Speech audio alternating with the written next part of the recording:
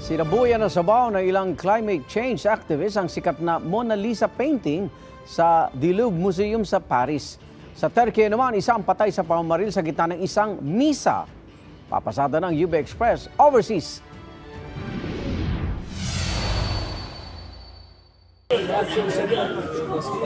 Hiç yüzünü deşifre etmez ki bunu yapan. Deşifre etmezler. Nabalot ng takot ang isa sa mapayapang misa sa Istanbul, Turkiye.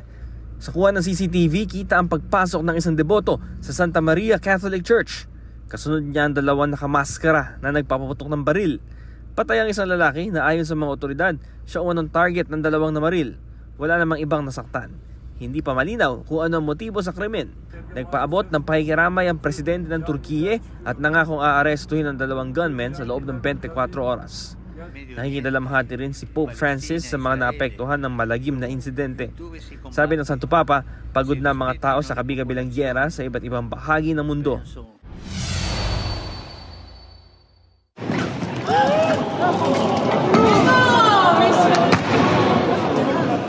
Nagulantang ang mga turista sa loob ng The Louvre Museum sa Paris, France. Hinagisan kasi ng dalawang climate change activists ng sabaw ang sikat na painting na Mona Lisa. Ayon sa organisasyong kinabibilangan ng dalawang aktivista, ang protestang ito ay para mabigyang pansin ang pangangalaga sa kapaligiran at mga pinagkukunan ng pagkain sa halip na sining. Hindi naman nadumihan o nasira ang obra ni Leonardo da Vinci. Meron kasi itong protective glass. Kita ang makapal at maitim na usok sa kalangitan sa England, United Kingdom. Yan ay matapos lamunin ng apoy ang isang gusaling 4 na palapag sa syudad ng Liverpool. Wala naman na intalang nasaktan sa sunog. Patuloy ang investigasyon sa pinagmula ng apoy. Ito ang unang balita, Bam Alegre para sa GMA Integrated News.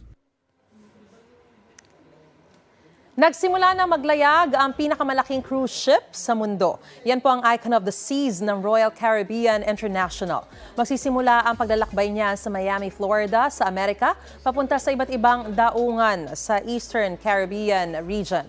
Ang Icon of the Seas ay kaya magsakay ng nasa 8,000 pasahero at crew. Ang ilang environmental groups naman nangangamba sa maaaring maging epekto ng paglalayag ng cruise ship. Maaari raw kasi ang magkalat ng nakakapinsalang kemikal sa hangin. Ayon sa Royal Caribbean, 24% na mas efficient pagdating sa carbon emissions ang kanilang barko kumpara sa nire-require ng Global Shipping Regulator na International Maritime Organization. Dahil Year of the Wooden Dragon, bidang iba't ibang dragon lanterns sa isang templo sa Jenjarom, Malaysia. Tulad ng isang giant dragon lantern sa entrance na malapit sa Dong Zen Temple.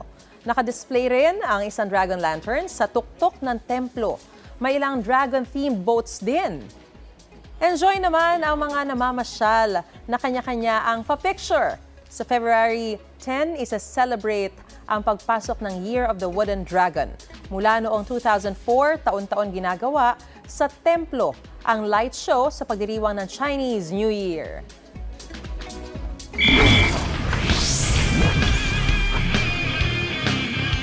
Mga kapuso, itinanghal na champions ang University of Perpetual Health System Delta Eltas, Colegio de San Juan de Letran Lady Knights at ang Emilio Aguinaldo College Brigaders sa iba't ibang kategory ng NCAA Season 99 Beach Volleyball Tournament.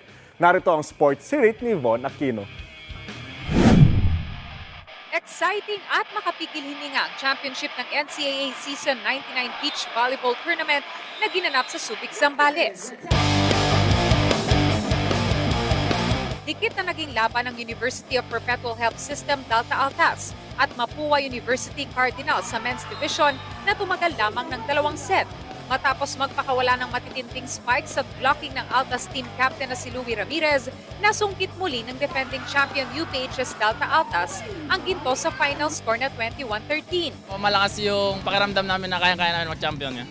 Wagi naman ang ginto sa women's division ng Colegio de San Juan de Letran Lady Knights kontra San Beda University Lady Red Spikers sa score na 21-16.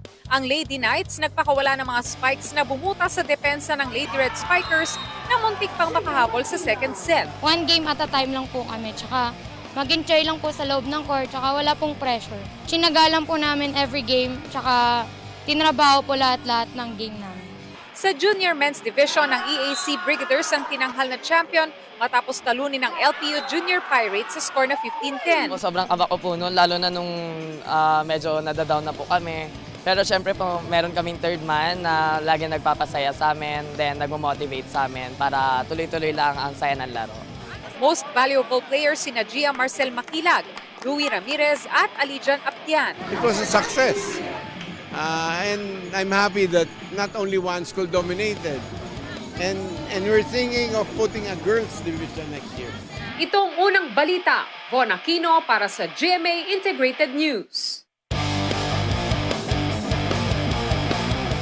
Dinagsa ng mga namamasyal ang bagong bukas at mala Europe daw na Pasig River Esplanade sa Maynila. May unang balita si Dano Tingkungko. May bagong sigla ang gilid ng Ilog Pasig sa Maynila dahil sa kabubukas lang na Pasig River Esplanade. Angat ang ganda nito sa gabi kapag binubusog ng liwanag pati ang mga pinailawang fountain at Jones Bridge. Ang iba, feeling nasa Europe. Maganda po dito, parang feeling ko po nasa Italy po ako. Kasabay ng malamig na simoy ng hangin, love is in the air dahil marami rin ang doon na piling mag-date. Maganda yung view eh. Nakakawalan stress. Bata, matanda, enjoy sa pagsiselfie o groovy. Patok din ito sa mga nagti-TikTok. Maganda po kasi yung view. Background ka na. Maganda, maraming tao, maliwanag. Atraksyon pa rin ang Pasig River Esplanade kapag maliwanag na. Pag-akyat sa maliit na parking ito, tatambad ang tanawin ng Pasig River. Ngayong may amihan pa, talagang ramdam ang lamig ng simoy ng hangin. May mga bench at terrace kung saan pwedeng magmuni-muni o mag-selfie o saglit na magpahinga gaya ng ilang nagbibisikleta. Makikita rin ang ilang eskultura ng sayaw na pandango sa ilaw na umiilaw sa gabi. Okay naman po siya. At least nagbago naman po itong ilog. Hindi katulad noon. Parang medyo nalinisan naman po siya. Parang ang ganda lang po ng ambience niya. Picture-perfect ding atraksyon ang kalapit na Jones Bridge na nirehabilitate mula noong 2019.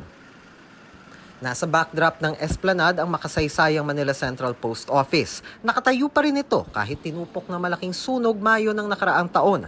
Ayon sa Department of Tourism, may 15 million pesos ng paunang pondo para simulan ang proseso ng restoration ng post office. Ang Pasig River Esplanade ay bahagi ng Pasig River Urban Development Project para buhayin muli ang Ilog Pasig at mga nasa paligid nito. Ayon kay Tourism Secretary Maria Cristina Frasco, bukod sa pag-promote ng anyay tourism gems ng bansa, mahalaga ang rehabilitation at conservation ng mga cultural heritage site. Ito ang unang balita, Dano Tingkungko para sa GMA Integrated News.